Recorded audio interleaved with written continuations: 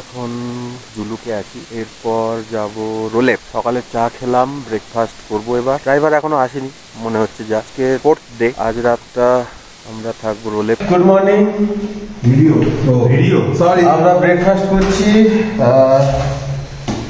এটা কি পুরি? নান পুরি অ্যান্ড আলু তরকারি, কাঁচা পেঁয়াজ আর প্লেট, চামচ। এটা কি আছে? পুরি। ও আমাদের 5th পার্সন, প্লিজ কাম। তো আমরা চালু করছি খাওয়া দাওয়া।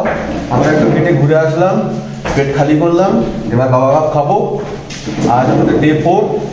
আর খাওয়ার পরে আমরা জাস্ট প্যাকটা ফাইনাল করে বেরিয়ে যাবো। ওকে।